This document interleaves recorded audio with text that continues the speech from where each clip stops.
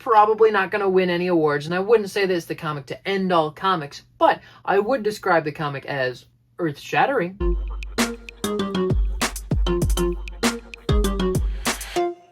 Howdy, I'm Kurt Williams, and today we're looking at issue 1 of Far Down Below by Condon and Gegê Schall. These are two creators that I'm only mildly familiar with. I liked Schall's work on Made in Korea with Jeremy Holt, and Condon found his fame in That Texas Blood and then Enfield Gang Massacre, and he's also been doing some work for the EC books lately. But I wouldn't say that either of those names were an immediate draw for me. I just knew that they were pretty good. But I gotta say, I liked this issue a lot. It was very simple and straightforward and a little bit predictable, but definitely very comfortable feeling. It feels like watching a good 80s movie. It takes place in the 80s. It has references to Star Wars and rocket launches. You got kids riding their bikes through a thunderstorm so they can go visit a haunted house. And if that doesn't scream 1980s America, I don't know what does. The first page didn't really capture me all that much. It's just somebody drilling, nothing really going on there. But as soon as I turned the second page and saw this 19th century giant drilling machine, I was hooked. Because listen, I love the animated Atlantis movie, and Mole from that movie is one of the best cartoon characters I've ever seen. So if you get anything close to that in this comic, I'm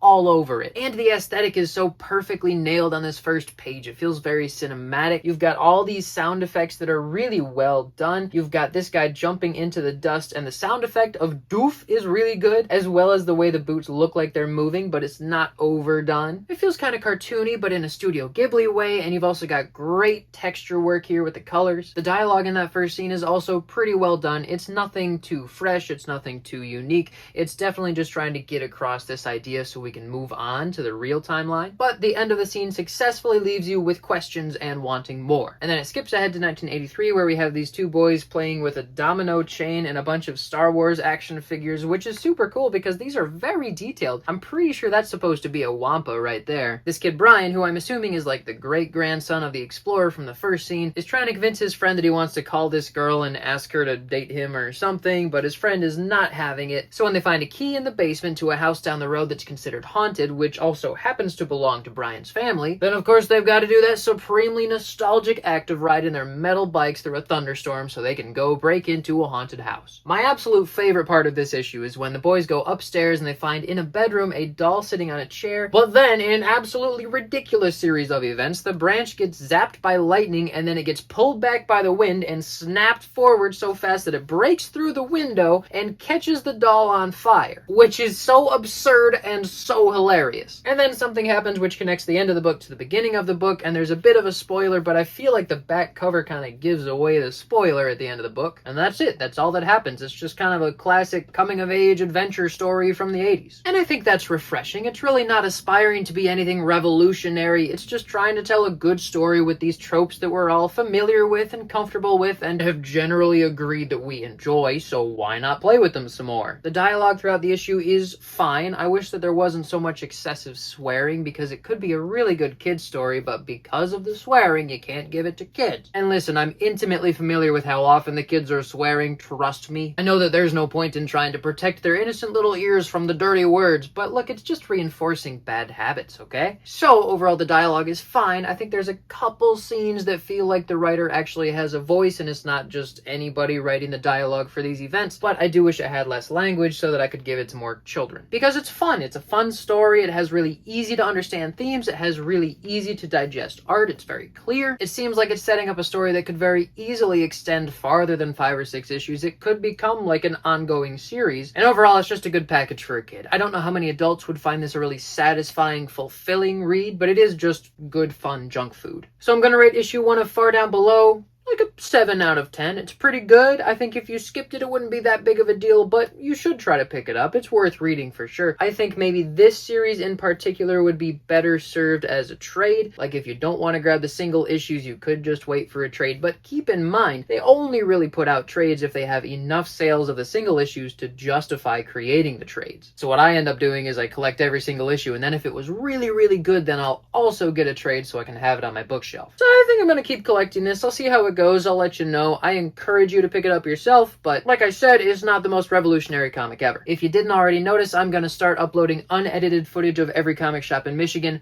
one shop per day until they're all out, which is convenient timing because I'm moving at the end of this week and I might have a hard time getting videos out regularly for the next week or so. So stay tuned, support your local comic shop. I'm Kurt Williams, and you are somebody else.